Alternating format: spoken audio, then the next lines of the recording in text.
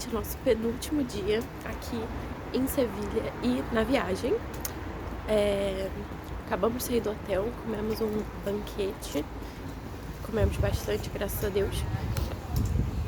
E agora estamos indo para o ponto de encontro do nosso ônibus, que nós vamos fazer um passeio turístico para Itálica.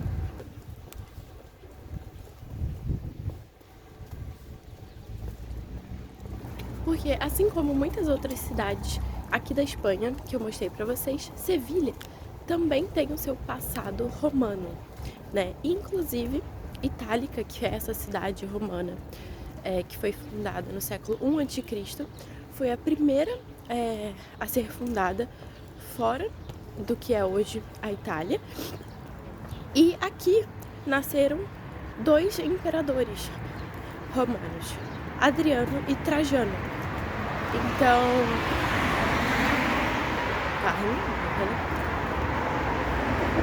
Então, eles são romanos, porque aqui era uma colônia romana, então não dá pra falar que eles eram espanhóis nem nada disso, mas é muito interessante a gente poder entender um pouco mais desse domínio que os romanos tiveram na Península Ibérica. E a gente vai fazer esse passeio para Itálica agora. Falar um pouquinho para vocês agora sobre a história um pouquinho de Sevilha. Então, ela foi fundada pelos fenícios no século 8 a.C. e conquistada pelos romanos no século 2 a.C. E aí é aí que a gente vai ver a cidade de Itálica, que a gente vai visitar agora. E assim, primeiro era só um assentamento militar para as guerras púnicas, e depois foi estabelecido uma colônia ali mesmo. Foi um importante centro comercial e foi uma cidade romana bem próspera. E aí, em 476 d.C., com a queda do Império Romano do Ocidente, ela foi dominada por visigodos e por mouros islâmicos. A gente consegue ver bem nessa parte da Andaluzia os contrastes entre, principalmente, a arte islâmica, árabe. Na Idade Média, Sevilha foi um importante centro cultural, científico e econômico do Al-Andalus, que é essa palavrinha que tornou-se o nome da região Andaluzia depois. Al-Andalus vai ser essa parte da Península Ibérica que foi dominada pelos islâmicos. E aí, em 1248, a gente tem a Reconquista, que é quando o rei católico Fernando III vai dominar essas cidades que anteriormente não eram dominadas pelo cristianismo. E aí, ela foi a cidade mais importante da Espanha durante as grandes navegações. Antigamente, a atual sede da universidade era a Real Fábrica de Tabacos, porque grande parte desse tabaco que era explorado nas colônias vinha para cá, para Sevilha, para poder ser trabalhado. Então, a Sevilha também é banhada pelo Guadalquivir, que é um rio navegável muito importante. As grandes navegações saíram daqui, né, dessa região da Andaluzia, inclusive lá em Córdoba, no Real Alcázar de Córdoba. Foi o lugar onde Cristóvão Colombo pediu o apoio financeiro para os reis católicos para poder fazer essa expedição, que é conhecida como as Grandes Navegações. Então, essa parte aqui era muito importante nessa época. A gente teve um considerável declínio da cidade, principalmente ali por 1600, porque teve peste, teve uma catástrofe econômica. Mas no século XVI e XVII a gente tem de novo esse destaque cultural e econômico para Sevilha, muito por conta da exposição ibero-americana, que foi entre 1929 e 1930, que queria celebrar essa proximidade hispano-americana. Então foi um período de muita modernização da cidade também. Aqui na cidade, que a gente visitou ontem, a gente também tem o Arquivo das Índias, que foi esse lugar criado para reunir todos os documentos históricos e diplomáticos relacionados às colônias espanholas na América e na Ásia. Então, também, novamente, mais um local no qual Sevilha foi protagonista, né? Ela foi a casa para todos esses documentos, que é muito importante. E é um lugar visitável e gratuito atualmente. Inclusive, estava tendo uma exposição sobre livros no Peru. Então, contava tanto a época que o Peru ainda era uma colônia, até a época da independência. Uma exposição bem interessante. E agora, a gente vai visitar a cidade romana de Itálica. Então, em 206 a.C., a gente tem a Segunda Guerra Púnica, e aí o general Públio Cornélio Escipião estabeleceu um destacamento de legionários no Cerro de São Antônio, onde já existia uma população turtedana desde o século IV a.C. E aí virou propriamente dita uma colônia na segunda metade do século I a.C., durante o governo de Adriano.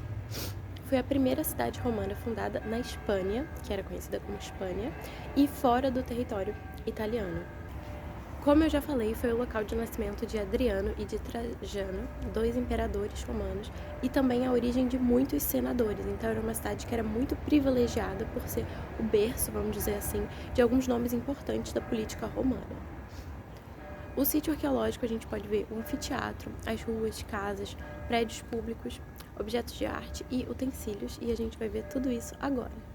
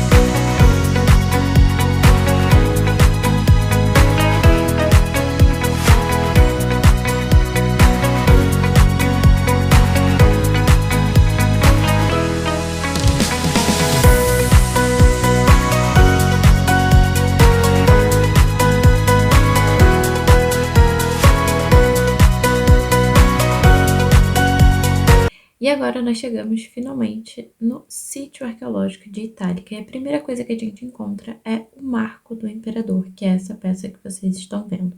Essa é uma reprodução descoberta em 1990. Nela está escrito 26 milhas, Adriano Augustus fez isso. Esse era um marco para marcar a distância na estrada, né? Como se fosse a quilometragem que a gente tem atualmente. Tinha uma função utilitária, então servia para alguma coisa, mas também servia para propaganda e comemoração ao patrocinador do marco, nesse caso, o imperador Adriano. Agora, já visitando o sítio propriamente dito, nós entramos no lugar mais emblemático de Itálica, o seu anfiteatro. Ele foi um dos maiores anfiteatros de todo o Império Romano na sua época, com capacidade para 25 mil pessoas. Ele possui muitos túneis e passagens que ainda estão sendo estudadas, mas é muito interessante, a gente consegue visitar e entender bem o que está acontecendo, muito por conta desses cartazes que vão explicando ao longo do caminho e também pela explicação do guia, claro.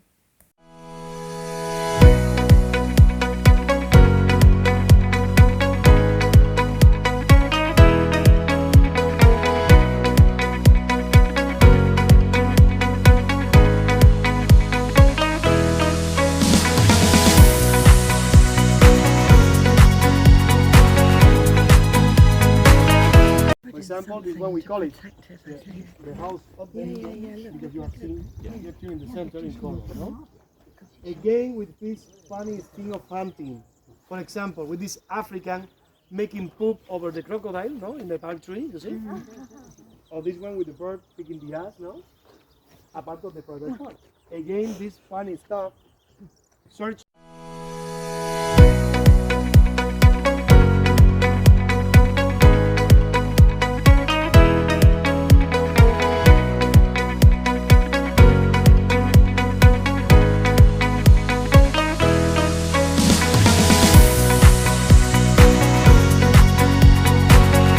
Of them disappeared is because in 1982 enter one thief, burglars, and take it. Yep, we have problem with that. This electric blue, for example, in this bird, is making with lapislázuli from Egypt, and it's just the floor. Imagine the furniture, the paintings, the decoration. We are talking about Rockefeller families.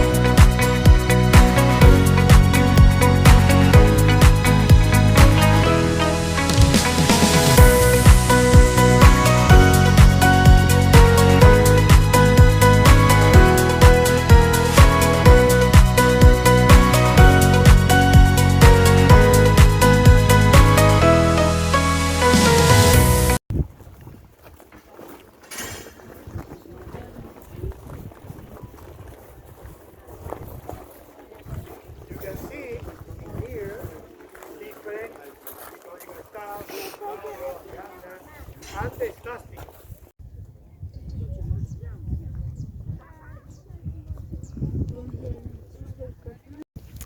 Oi, gente, finalizamos aqui o passeio por Itálica. Na verdade, a gente tem ainda uma parada num monastério de São Isidro, se eu não me engano.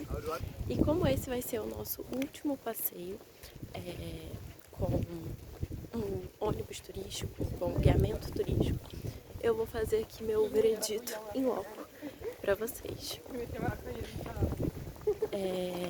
Eu acho muito interessante porque facilita o seu trabalho como turista, né? Então só é você chegar no ponto de encontro, vai ter um ônibus, vai ter um guia, vão ter pessoas, mas a gente fez guiamentos que eram muito bons, guiamentos que eram ok e guiamentos que poderiam ter sido muito melhores. Alguns foi por conta do clima, que estava chovendo, então foi ruim por conta disso, porque não tinha estrutura quando tá chovendo, por exemplo. Mas eu acho que uma coisa importante, sempre que você vai fazer um guiamento, e pra vida também, é você não acreditar em tudo que as pessoas falam. Porque depende de cada guia, da experiência do guia. Por exemplo, em Girona a gente pegou um guia que ele gostava muito do Salvador Dalí e ele gostava de estudar sobre a simbologia do Salvador Dalí, então ele foi muito animado para contar essas simbologias e esses possíveis significados da obra do Dalí. Já quando a gente foi para Segovia e Ávila, eu até falei com vocês, o guia falou que a arte românica era uma arte infantil, que eles não sabiam desenhar direito. E isso é muito ruim, você falar isso, porque quando um turista escuta uma coisa do guia, ele acha que é verdade absoluta. Então, primeiro, estudem sempre um pouquinho, tentem pegar fontes confiáveis sobre os assuntos que vocês vão ver e não acreditem em 100% tudo, porque muitos guias são enviesados da opinião pessoal deles, né? Então, muitos guias estavam criticando a igreja nos guiamentos, que é uma coisa que é constante. Então, só um aviso, mas gostamos muito do tour e de conhecer Itálica.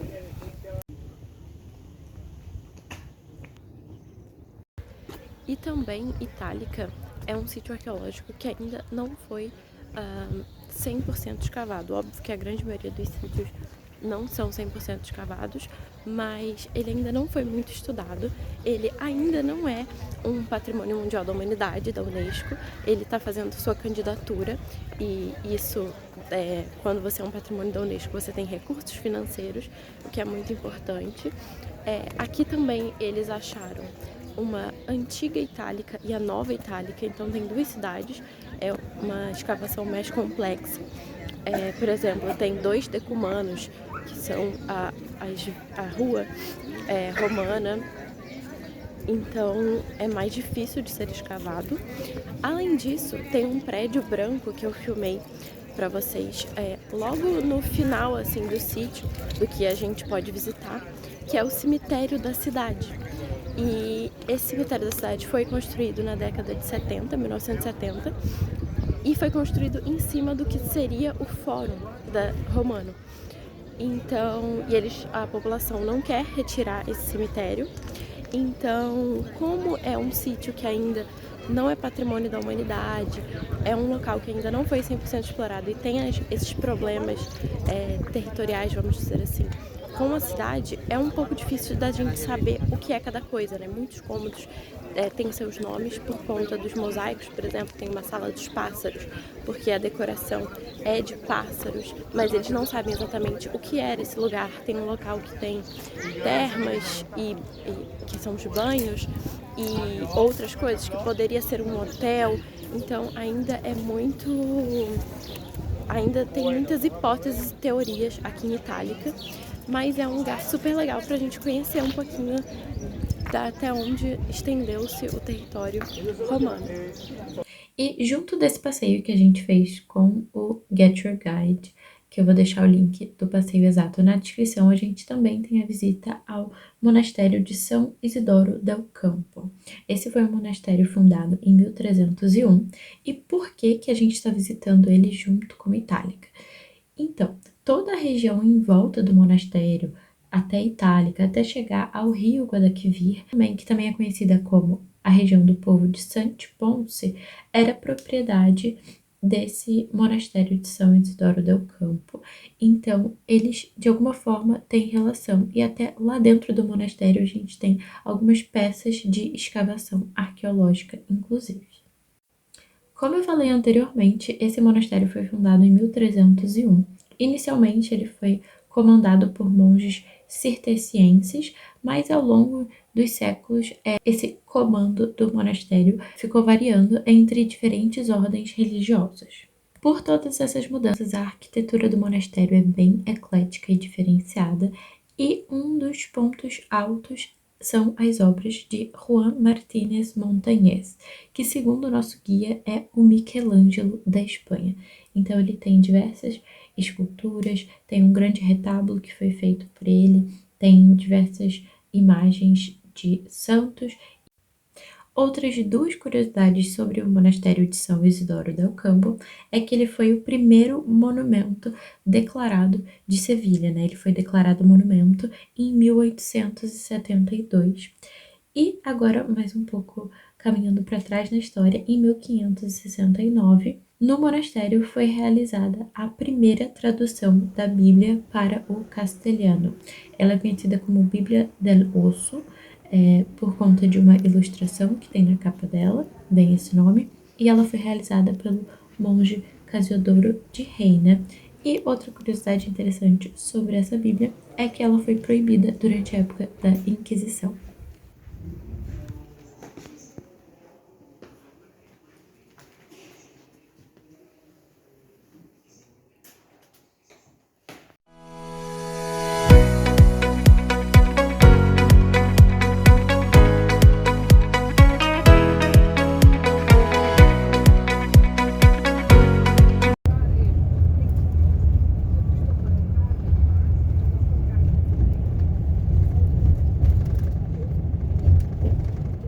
Almoçamos rapidinho e já fomos para a próxima atração do dia, as Setas de Sevilha. Na verdade, o nome original dessa obra é Metrosol Parasol e ela foi realizada entre 2006 e finalizada em 2011 pelo alemão Jürgen Mayer.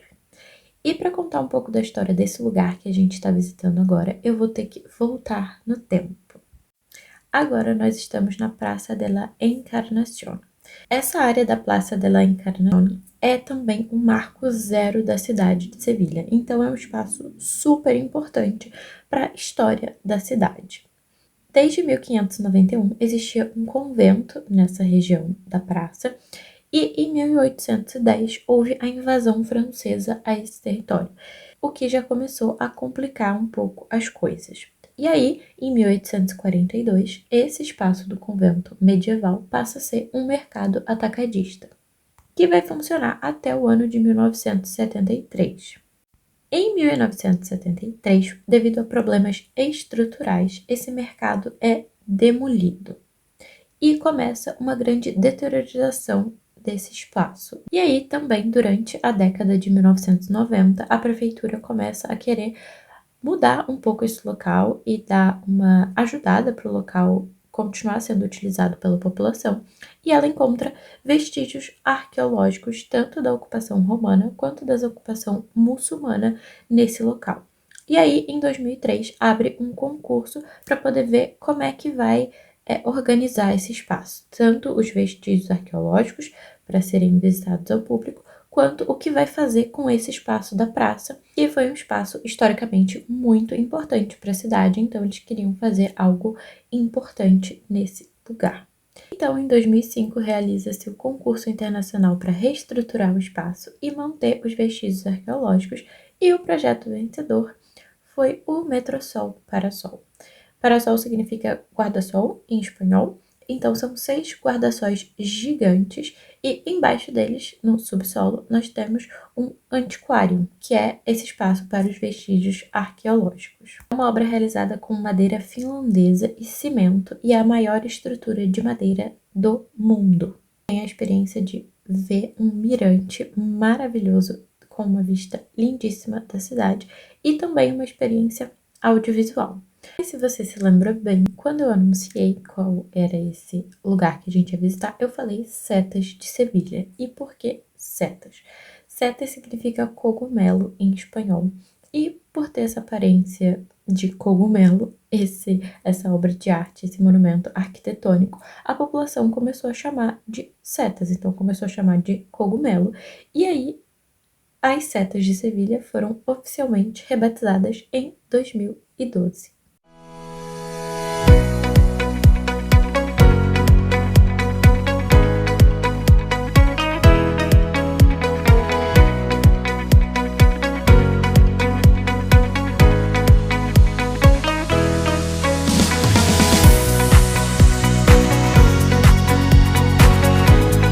Depois de visitar as setas, nós continuamos as nossas caminhadas pelas ruas de Sevilha e paramos na beira do rio para conhecer a Torre del Oro.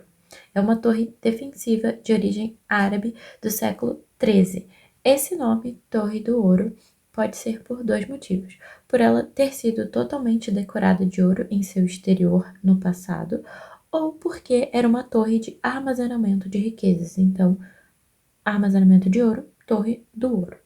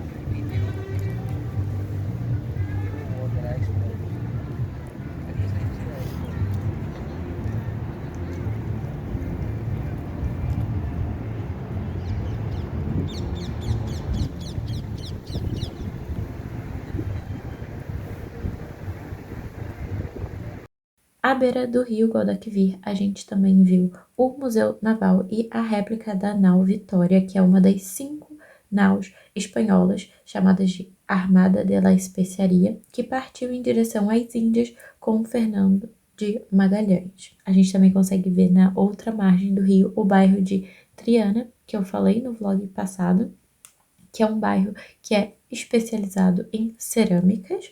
A gente também conseguiu ver a Torre do Ouro antiga, que tinha a mesma função da Torre do Ouro atual, mas ela foi desativada e substituída.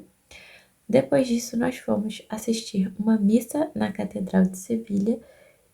Comemos as famosas batatas bravas, que é um prato típico, que são batatas apimentadas, e também o flamenquim, que é outro prato típico. E assim terminamos o nosso penúltimo dia em Sevilha. Eu espero muito que você tenha gostado do vídeo. Não se esquece de curtir, comentar, compartilhar e se inscrever no canal para não perder esse finalzinho da nossa viagem.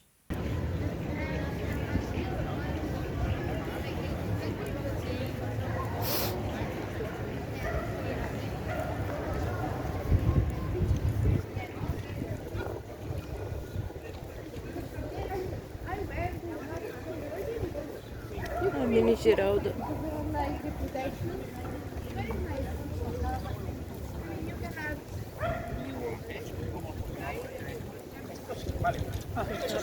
Eso sí, y el rosario sí. El pino quiere 350 pavos.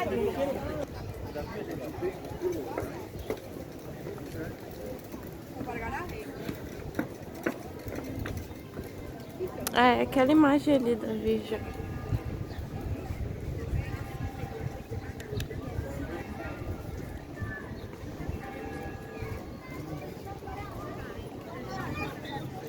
Ele falou segunda porta à esquerda.